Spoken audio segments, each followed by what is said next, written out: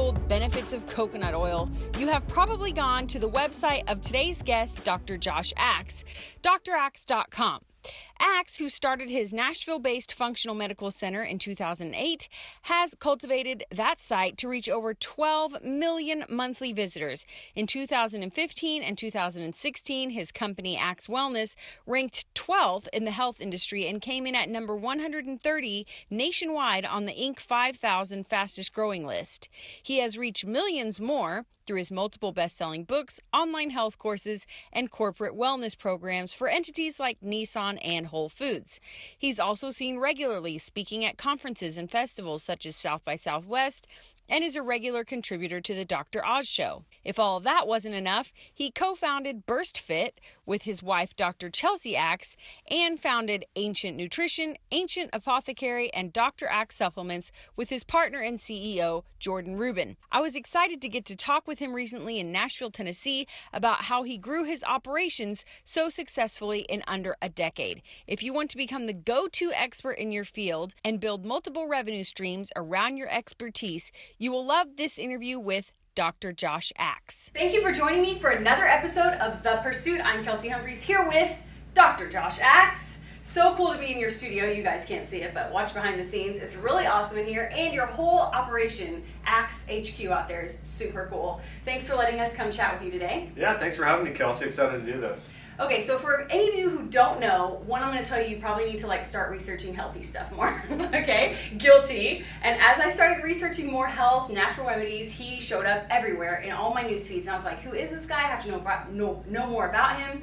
Because if someone's watching, they're like, why are you interviewing a doctor?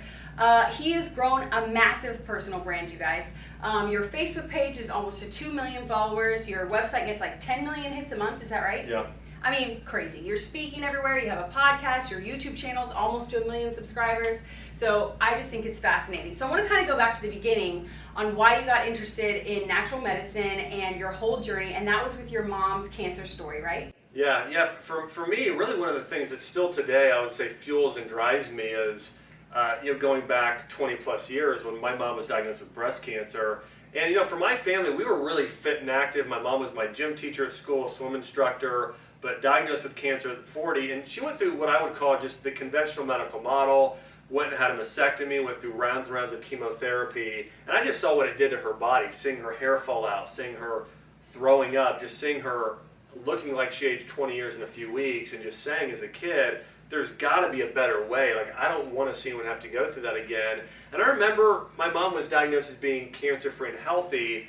But I remember even after that saying, you know what, my mom continued to have health issues. She got put on 3 medications, an antidepressant drug, was just sick all the time. So about a year after that, I was 14 years old, starting high school, and I said, you know what, I want to be healthier. And I didn't know anything about health, but I knew one thing, soda was bad. So I stopped drinking soda at 14. Wow. And then over time, just continued to make changes. And really for me, nutrition and natural health and natural medicine became such a passion. But about 10 years after that, my mom was diagnosed again. At this point, I was actually about to graduate from chiropractic college and was working on being a doctor of natural medicine nutritionist. And so I started learning all these natural principles of health. And when she was diagnosed again, we applied them. And when she was sick, we sat down together, prayed together, just really felt led to take care of her all naturally. So we started doing everything natural. She started juicing vegetables every single day, doing chicken broth, lots of probiotic-rich foods, some immune boosters like medicinal mushrooms, and doing all these different things. And then after a period of 4 months, we went back to an oncologist. He redid his CT scan and he said, this is highly unusual. I've never seen this before. He said, but your tumors have shrunk by more than half in 4 months. And he said, come back in 9 months. We went back 9 months later in almost complete remission. And today, been more than 10 years since then, my mom's, she just turned 65 here, and she's in the best shape of her life. My dad retired from Ohio down to Florida, and she water skis now, has finished second, third in her age group in a couple 5Ks we've done together. Wow. But that really for me, I just think that's so important, especially in business, that for me, I couldn't really imagine really doing anything else in terms of, for me, just helping people get healthy is such a passion that I think it helps drive the business too. Yeah, I say that I break down success for the rest of us. I feel like you break down health for the rest of us. Thanks. I really feel like you do that. It's so, you guys have, he has so many videos. Go watch them. Okay, but backing up. So after you get your doctorate and you're a certified nutritionist, is that the right way to say it? I know there's different, is that correct? Yeah, I have a CNS, yeah. CNS, okay. Then what? You go and open a private practice, you join a practice. What's next in your journey? So for me, I believed even when I was in school that a roadmap to success is modeling other success. And so I had some great mentors that were doctors, and I really would go in and see how they ran their practice. So once I graduated, I went and shadowed 3 different doctors for a period of several months, one up in St. Cloud, Minnesota, another one in Naperville, Illinois, and another one in Naples, Florida. And really just went and learned and took notes and studied, and then went and opened a private practice myself. Okay. And for me, being able to have that model early on of seeing what success looked like and looking at every part of the business and what they did, that's one of the reasons. Actually, my first year in practice, we grew from in 1 year to 1,000 patient visits a week in 1 year. And the reason there wasn't much guesswork. I just really knew, because of great mentors, what I needed to do to succeed. And I think that's a lot of people miss. I think a lot of people try and figure it out on their own. Mm-hmm. But I think if you have a model and then you can work out and create that strategy moving forward, I think people can see success quicker that way. So great. Okay, so you're killing it with your private practice. When did you decide, I'm going to launch an online empire?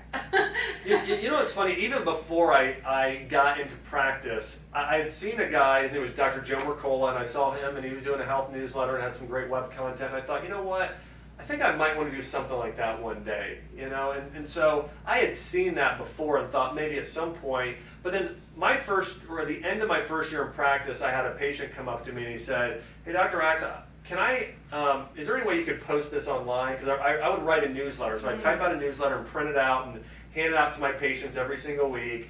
And the article was like on diabetes and the best supplements and the best diet for diabetes. And he said, could you post this online somewhere? Because I'd really love to email it to my aunt in Raleigh, North Carolina, because she needs to see this. And I said, well, sure. And I talked to my assistant at the time, and her husband was a graphic designer. And so they put up a website for me, and I started posting all my articles on there. And that's really how it started. That's how DrAxe.com started. What year was that? That was probably 2009. Okay, cool. So almost 8 years later, you're at 10 million visitors a month. Yeah. Wow. All right, so let's talk about, you start transitioning. Are you still seeing patients? No. No. I was in practice 5 years. It's been almost 5 years still since I practiced. Now, I still, through friends and family, end up doing a phone consultation every single week. Yeah, I have a feeling we're going to have a consultation today. Yeah, in fact, I do lots of health consultations, but in a clinical practice, brick and mortar, no, I don't. Okay, because I was going to say, eventually you must not have had time for that anymore. When did you decide, okay, it's time to shut this down and focus on the online business? For me, I remember going to a John Maxwell seminar years ago, and one of the things he said was, if you really want to be able to have your greatest impact on the world, and he said, take some time and meditate on what are your greatest giftings? What can you be the best in the world at? And I sat down and did that, and also, what do you love? What are you passionate about? And I thought, you know what? When I'm in my practice, my favorite thing I do is doing group talks. So I would invite people in from the community or go to a different group somewhere, and I would teach people on nutrition. And one of the things I love about that too is, doctor in Latin means teacher. Mm-hmm. And so for me, I just love teaching. And so I just continued over time to figure out, how do I do what I love to do and I feel like I'm going to be great at, and that's communicate. So, all these other parts of the practice, I hired a nutritionist to start doing the consults for me. I hired another chiropractor to do adjustments for me. I hired a clinical director to sort of be the CEO of the practice, to where really what I spent most of my time doing was creating content over and over and over again. So for me, once I got to the point where I saw, this online thing is really starting to take off, I just kind of knew, it's time now for me to be able to step into a new opportunity. And part of that too, actually, at the time, was my business partner now, Jordan Rubin. He started a company in the past called Garden of Life. It's now it's $1 billion company. Wow. And so he had a lot of success. And so it just kind of worked out the right time. And he said, hey, I'd love to go into business with you, or you to join a business venture I'm a part of. And so joined up with him with that at that time. And that's part of what sort of caused that transition. So let's talk about your best advice for those watching who, I know especially there's psychologists who want to go into like the advice guru space. I know we have people like that watching. They want to start a podcast and grow their website. So people like that, or nutritionists or doctors, what's your advice for switching from your physical practice, hands-on with patients, to this, giant online empire that you have now? Coming up, don't miss his #1 piece of advice for achieving success. But first, I want to remind you that if you love these celebrity interviews, there are 3 ways you can support this show, this free show here on the internet, you guys. First, you can like this video and share it with your hustler and dreamer friends. Second, you can subscribe to the channel. And lastly, you can sign up to join Pursuit Nation. When you do, I will give you my top 10 success hacks for real life. How do we take all the tactics in these interviews with millionaires and celebrities and actually apply them to pursuing our own dream? That's what I break down in this PDF. Get your free copy at thepursuit.tv/top10. So let's talk about your best advice for those watching who, I know especially there's psychologists who want to go into like the advice guru space. I know we have people like that watching. They want to start a podcast and grow their website. So people like that, or nutritionists or doctors, what's your advice for switching from your physical practice, hands-on with patients, to this, giant online empire that you have now? I would say here are a few steps to consider. Number 1, you've got to do what you're passionate about. So I would really start with that. Really think through, okay, what can I be the best in the world at? So if it's, we can keep it in the health realm here, but let's say you really have a passion for people struggling with clinical depression. It's especially great if you have a story with it. Maybe you overcame it, or you had a loved one, or a really patient that was close to you, and you have a story that really revolves around that. So pick number 1, what you're passionate about, and pick a niche. Today, too many people are trying to be all things to all people. Today, people are looking for something very specific. In fact, I found, rather than just treating low back pain, patients are looking for somebody that also has an L4, L5 disc herniation, like the exact condition they have. Wow. So I just think having a niche, or that's step number 1. So what you're passionate about, picking that niche. Step number 2, developing a strategy. And part of developing a strategy, I think, is going out and finding someone else who's doing what you want to do, and working backwards and saying, okay, for instance, if I'm at 10 million website visits a month, how many articles am I putting out a day? Like looking at that, and then what did you start putting out a day, and figuring out, how do I scale a business and go from, like I started 1 article a week to now about 15 to 20 articles a week. How do I get from here to here? Once you know the strategy of the amount of output you need, then saying, well, what type of staff does that look like? What are the team members? What are their responsibilities? What do they do? So again, I would start there. So number 1 is picking your passion and niche. Number 2, picking your strategy and finding somebody to model. And the other thing I would say, and this might even lead to one of your questions, so I don't want to answer it too early. But I really think the most important thing that people need to do in this space today, because the online space is crowded, the brick and mortar space is crowded. There's a lot of people out there with different services, but we have a saying as part of the Dr.Axe team: the organic grass-fed cream always rises to the top. All right. So we've heard that the cream rises to the top. It's true. So if you're putting out the best of the best in the world, you're going to be found. You're going to show up. You're going to have success, especially when you do that, plus have the right strategy, plus have the right team in place. And for us, I work with my editor-in-chief and chief content officer, and I tell my content team, every time we put out an article or piece of content, it has to be the best in the world. In fact, if you do a Google search right now for a topic like turmeric, or chia seeds, or avocado, we're going to show up number 1 most of the time, or top 3 on Google. And the reason is because I tell my team, if I go and search the internet first page of Google, and if there's an article better than ours, we've got to go and make it better. Adding graphics, more content, better writing, and more engagement. Do whatever we have to do to make this the greatest piece of content in the world. So for us, we go by content is king. We think that that's an important thing that we really live by here as well. Let's break that down then. How many hours and people goes into one long form article? I would say we typically have 4 people involved in each article for the most part. A lot of the articles, I come up with the topic. And then my editor-in-chief, Ethan, typically him or another editor will have one of our writers write that article. Okay, and so then our writer will go and write it, and then we have a graphic designer come on the back end, and the editor takes another look, and sometimes I will at the end. But typically today with our content, it's about four hands will touch it at some point. And when you first started and you were still doing it yourself, how did it look back then? I did, Just you typing it out? Yeah, so I would say the natural progression was first I did the whole thing, and then it ended up to where for a while I had a writer on staff and I acted as the editor. So I would sometimes pull and do the research, bring in the medical studies, and then I'd have my writer fill it in, and then I would edit it at the end to clean it up.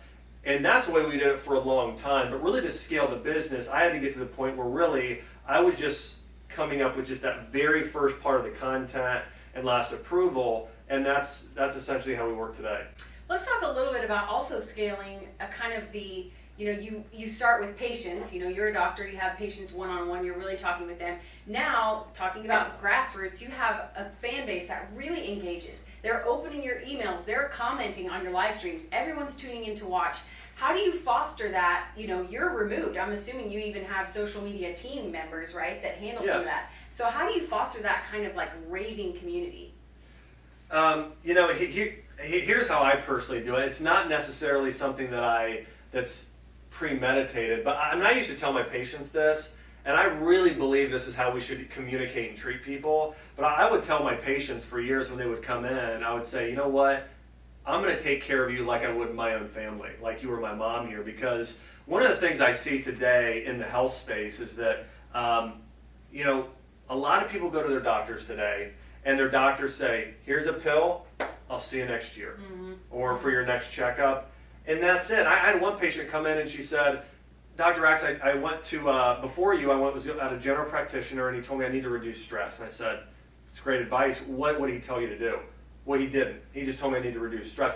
That's what happens today. And I found that when my mom was diagnosed with cancer, she was like a deer in the headlights. There are so many people today who are diagnosed with a condition, whether it be cancer or diabetes or general weight gain, and they really don't have they have people telling them what to do, not showing them what to do. So when my mom had cancer, I flew home, and we cleaned out her whole kitchen. Like, we opened the fridge, we refrigerated, we threw out stuff, cleaned out her cabinets. I brought her on shopping. We bought all new stuff. I showed her how to make the smoothie, showed her how to juice vegetables. Yeah. I made her own, at the time, I made her own little cookbook that she had all her recipes in. I wrote out from 8 a.m. to like 10 p.m. what her day should look like. And that's one of the things I think that I really try and do today too. So whether I'm on Facebook or Instagram or putting together a program, one of the things I love about video is I really want to show people, not just tell them. And that's one of the things when I started Dr.Axe.com, I looked at some other sites and I said, you know what? A lot of people are writing about turmeric and chia seeds, but most people aren't telling them how to make chia seeds taste good. It's like, if you just throw chia seeds in water, it ends up being like this mucilaginous goo that you can hardly swallow, versus I'll teach people, hey, throw the seeds in a smoothie, throw a little bit of coconut milk in there and some chocolate, bone broth, protein powder, cacao, and honey, and it tastes like like a chocolate pudding. So I think that's part of it too. Is when I'm doing stuff on video, I really always I wouldn't say act. I always just think about there's one person out there. I'm talking to one person at a time. It's my mom, it's my own family member, and I'm just having a conversation with them. So great, which is basically like marketing 101, like pick that person and talk to them. But are you responding to people personally at this point, or do you have a staff that... You know what? You must get so many of the same questions over and over and over, too. Well, just to give you an idea, like, we probably get... We get over 1,000 questions a day on social media. Exactly. Yeah. So I answer a few on occasion. It just kind of depends on my schedule. If I'm flying at the airport or at home at night, like I probably answered 4 or 5 last night. But no, I have a staff. And what we do with our staff is we train them. And so what I do is, like, we just launched a new program called Essential Oil Institute. So we're getting a lot of questions. And so what I do is I tend to go on there and I'll really look for what are the questions that somebody can't easily answer. Now, number one, we don't answer medical questions. Okay. That's a rule. So everybody knows you do not answer medical questions. Right. So we reply in two ways. Number one, I'll sit down with a customer service person, and when we launch something, they tend to ask me a lot of questions that we know we're going to get, so we get those down in writing. And then we have our article. So when somebody asks a question, most of the time it's cut and paste article, or it's, hey, here's something Dr. Axe has said, and that's the reply we're going to give. Yeah. All right, well, I'm sure people watching want some tips for us entrepreneurs who are stressed and may or may not be in the best shape, best health, best nutrition. But first, I want to know about your personal habits. So you're running a team now, you have this giant empire. What are you doing every day, or maybe what's an average week like for you when you are at peak performance?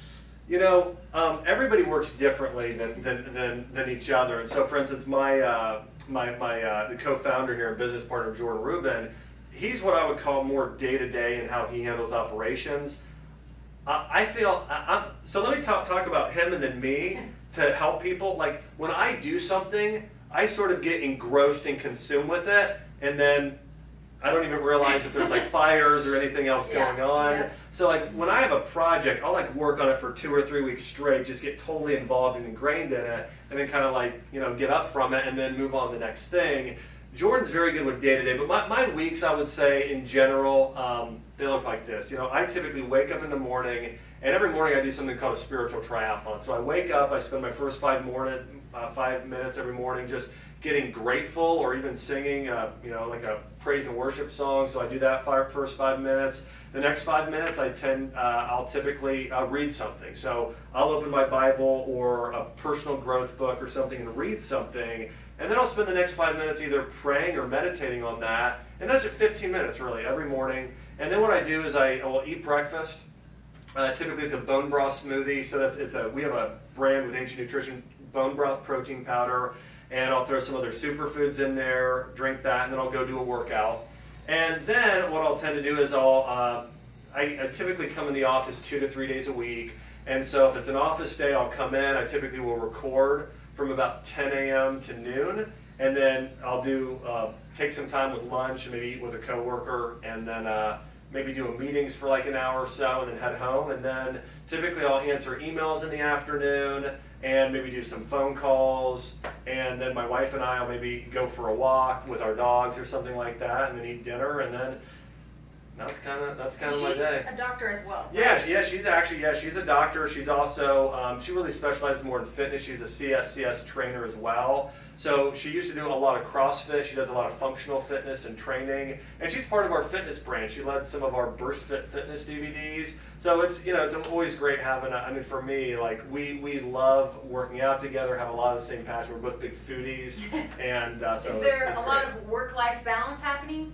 Yeah, for me, I work 40 hours a week. I don't work like 60 or 80. When I first opened my clinic, I was working 60, 70 hours a week, and I was single at the time, and hey, I got away with it. But now, I've really found too, I'm much more effective when I'm rested. I had an injury myself just a few years ago where I was lifting really heavy and ended up hurting my back, and I really couldn't move for a few days.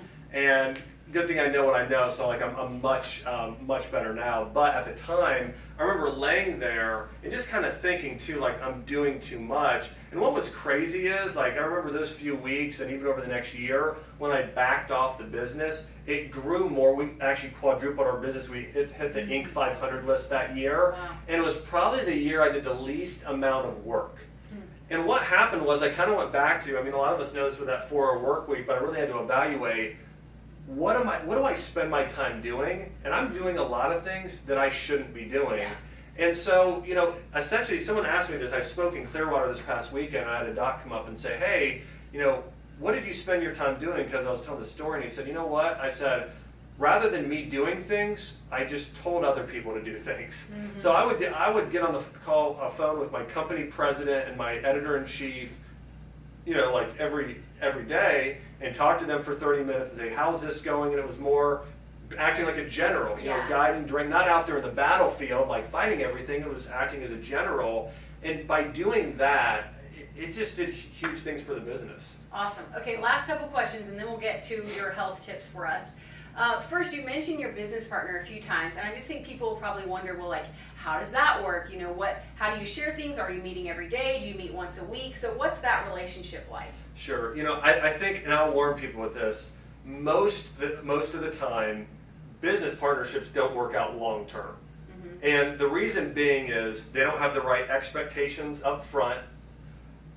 People don't have long-term goals that are aligned. And one of the two people may have integrity issues. So before myself and Jordan partnered, we did another business venture before, and actually that business didn't work out.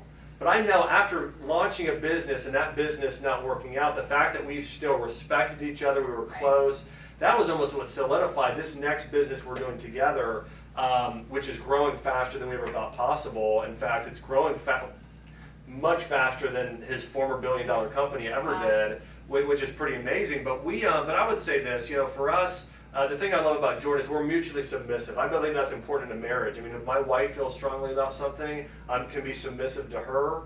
And I really feel it's important that, you know, to respect one another, listen to one another. But I think, again, that mutual submission is important in any relationship. I also think, too, that having the right expectations. You know, Jordan and I both up front were like, hey, you know what?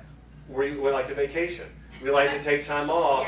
Yeah. And I think that was the other thing. But also, we looked at each other's prior work history and saw, man, we're both motivated, we're both competitive, we both want to shoot for the stars and do the best what God has given us. So for us, I think too, those are some key aspects in a business partnership. But you know, we meet together on a regular basis, you know, every single week. I mean, we're on the phone once or twice a day, every single day. It's that type of business relationship. We're both really partners in this. Does that answer your question? Yes, that's great. Yeah. Great answer. So my other thing that I thought was interesting is that a lot of people watching may have an online business or a few courses, but you also have a lot of physical products. I mean, you have various lines of your oils and your protein powders. And what's your advice for starting that? Because that just seems like an overwhelming, you know, you have to go through manufacturing and you have to go through a lot of testing and all this stuff. So what's your advice on getting started with that? You know, I think a couple things to consider. One, you need capital in the supplement industry.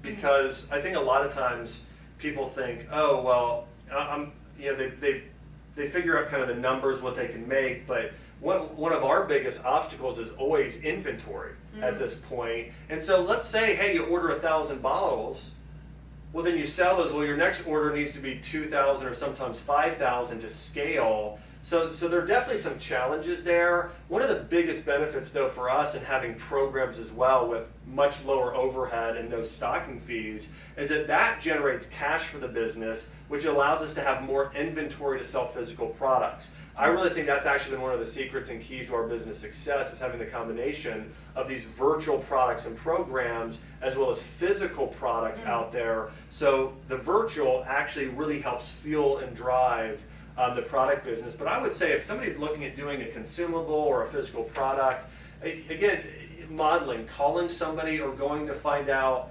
or actually going to see somebody who's already done it before, I think you know, is something I would definitely consider. Awesome. Yeah, great advice. And I think entrepreneurs are all kind of like, I can figure this out myself. I think that's just how we are. Oh, yeah. And as you hear, he is giving us some advice to not do that, you guys. Okay, last question. I may or may not be talking about someone I know, okay, whose cortisol levels are probably off of the charts and, you know, trying to run their own business, also has a child or children and is married and has, you know, just a lot going on, travel, and slowly growing a team of people. And trying to figure out the health stuff like you've talked about in some of your content is just super overwhelming. So it's like, I sometimes feel like I have like a list of like 50 things. Okay, well, did I drink my water every 5 seconds? And did I do this, did that? So someone who knows, like you're an entrepreneur out there, you're hustling and things are going well, but you know your health is in the toilet, you guys. What should we do first? Where do we start? Yeah, and you mentioned that hormone cortisol. I mean, that is, you know, that's your stress hormone. That's, you know, if a bear is chasing you, you got to fight or fly from it, that sympathetic nerve system response.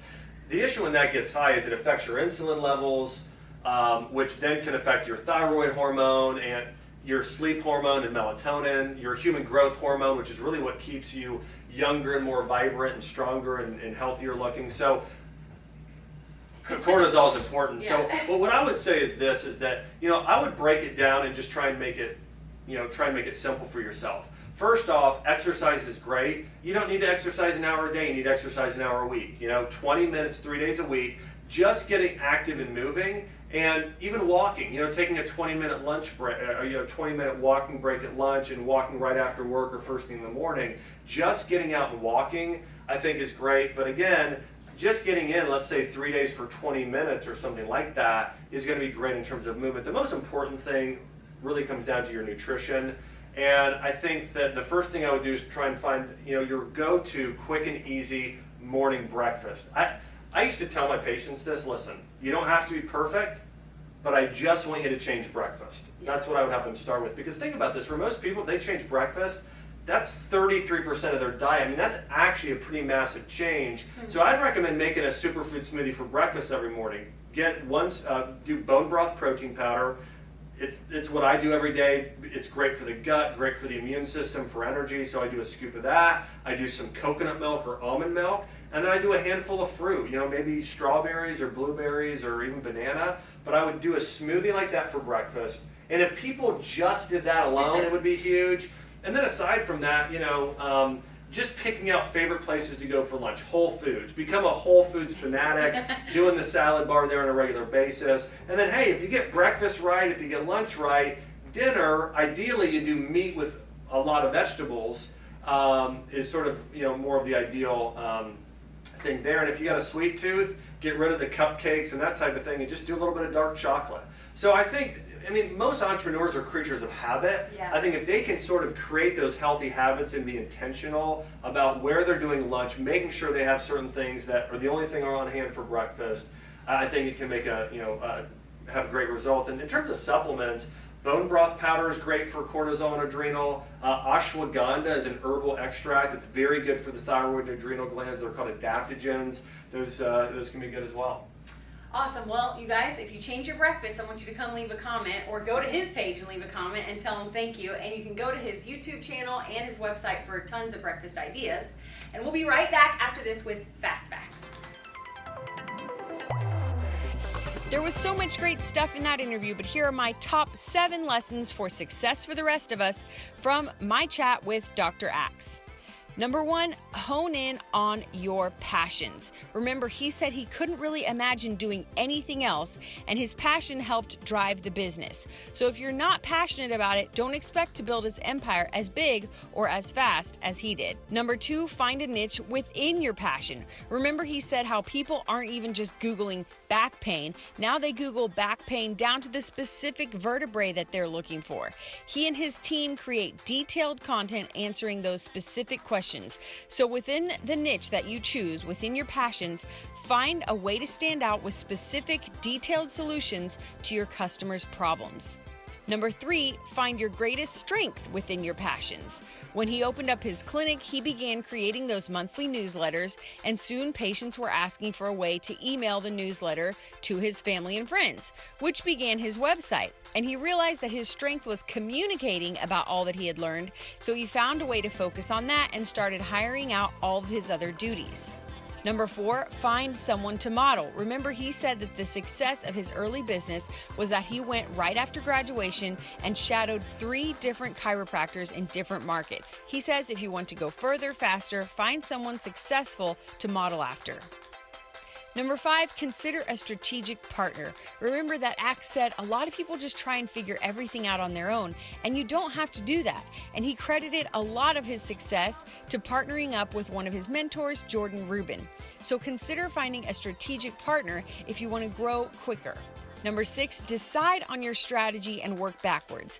I love this because a lot of us want to have the kind of site and the kind of content output that his site has. We want to be the number 1 go-to expert. Well, what he did is he knew that at that time he was making just 1 article per week, and that to really be competitive, he would have to put out 15 to 20 articles a week.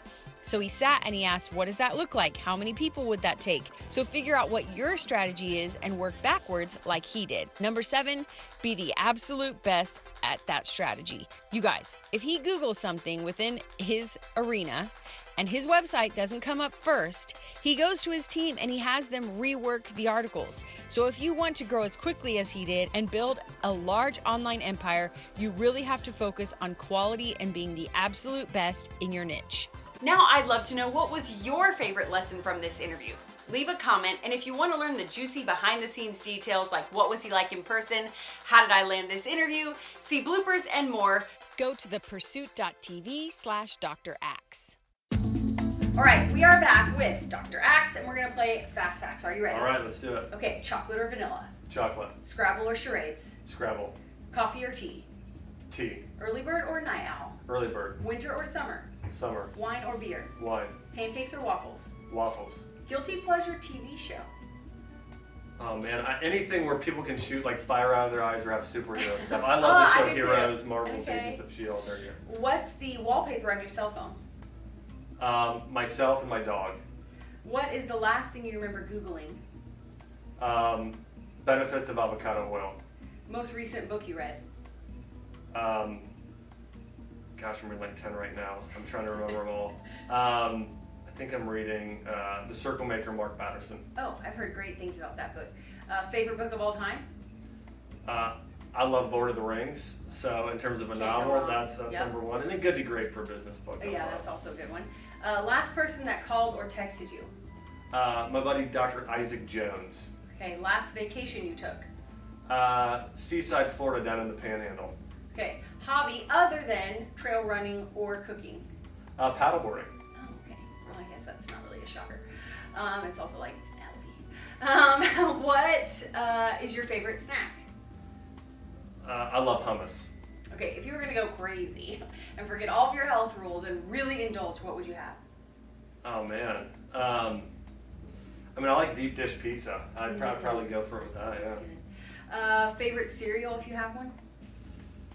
Man, favorite cereal. Growing up, I did a lot of Raisin Bran.